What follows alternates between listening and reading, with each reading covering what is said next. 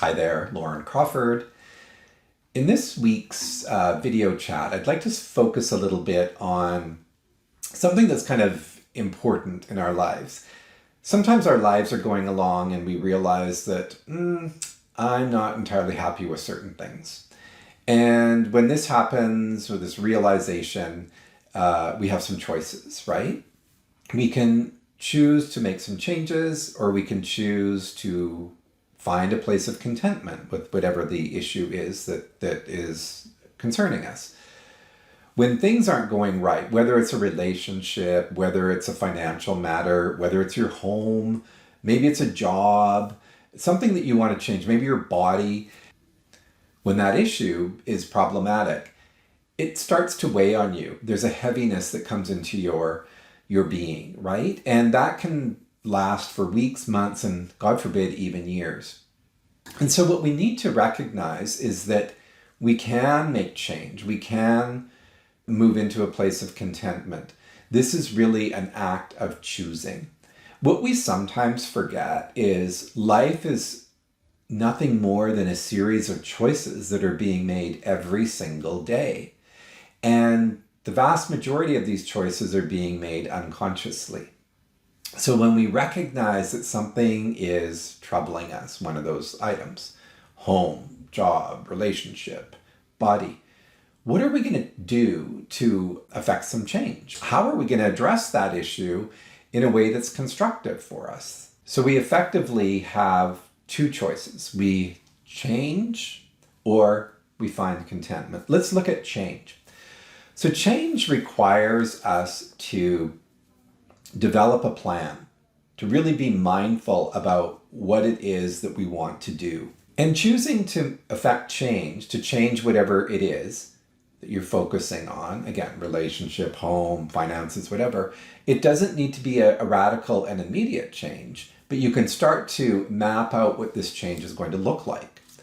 And this is really, really helpful because when we start to identify how and what we need in order to affect change in that area, this becomes very empowering. We start to connect with the agency that we have in our lives to affect change and recognize that we are the agent of change. We are in the driver's seat of our own life. That's very life affirming. So what we need to do systematically to affect change is to map it out, to identify what are the steps that are going to be needed to make this change. And when we map these out and we develop a timeline for that change, then we're being really, really proactive. So what are some of the steps you'll need in order to get there, to get into that change? Well, if you're thinking of, I want to change my home, then you might need to prepare your home for the market, right? What's the game plan? How are you going to get there? When are you going to get it on the market? If it's a relationship that you're thinking of moving away from, what is that going to look like? How are you going to extract yourself in a really systematic, safe, and intelligent way? If it's a job, what are you going to do to leave that job, and when is that going to happen? Do you need to take some additional training to move into a different career?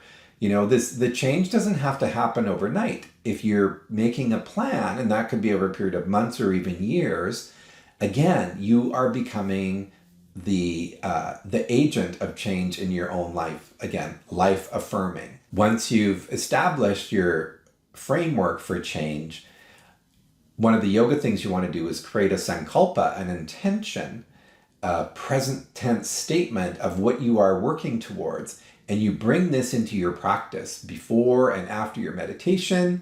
You can recall your sankalpa throughout the day. Anytime you're feeling frustrated, or maybe some of that energy around, I need to change this comes up, reaffirm by repeating your sankalpa. And that actually has the effect of beginning to change the neural pathways, the neuroplasticity of the brain, and you'll start to work towards the change that you're creating on that subtle level. The other thing that we can think about is contentment. So when something's not going well and you're feeling some malaise about it, those examples, the property, the job, the relationship, sometimes it's a matter of an attitude adjustment. shifting the attitude to one of being content with that situation from one of discontent. Well, how do you do that? One of the practical things that you can do is create a list. So in the job, for example, you can create a favorable and not favorable aspect column for your job, and look at those columns when you're done and draw the focus to what is it that you think is favorable about that work. And that can be really, really empowering, and that becomes your focus. The other thing that you can do, especially around the work example, is not have the work be your definer. The work is simply a means to an end.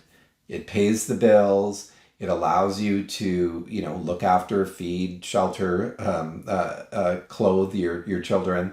It allows you to have a savings account.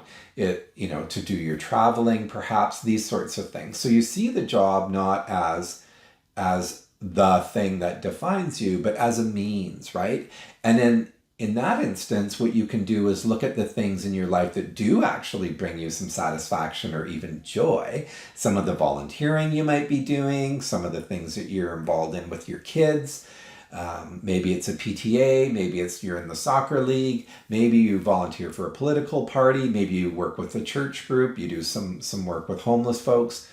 Some of those sound pretty altruistic, but you have things in your life that bring you joy that aren't your work. And let those be the definers of who you are. So when someone asks, what do? You can speak to the volunteering you do rather than, I do this job. So we can learn to make attitude adjustments around being content in areas where maybe it's not as bad as I actually thought it was, right? I step out of the negativity and I find and create those lists of favorables that make it acceptable, allow you to be content in those situations. From the yoga perspective, it is our practice, our regular and systematic practice of meditation, contemplation, that allow us to move into change or move into an attitude adjustment to contentment, to make those choices from a place of clarity and ease. We know that when we're practicing regular and systematic meditation, for example, that we teach the mind to find a smooth and steady rhythm, a smooth and steady flow. And in that smooth and steady flow, the mind is going to afford us better options. The mind is going to help us to discern and make better choices. The mind is going to lead us to places of contentment and choosing change in ways that are going to serve our highest fortune. So I hope this reflection has been helpful for you. If you're feeling stuck in certain parts of your life, you may want to reflect. Is it time to make a change? Or is there a way that I can move through this by making an attitude adjustment and finding greater contentment in whatever that issue is? It's practice, right? As all of this stuff is. And the more we practice, the better we become. This too is yoga. All right. Thanks so much, and look forward to sharing with you soon. You can list your comments below. And if you haven't already, sign up for my weekly shares. Take care.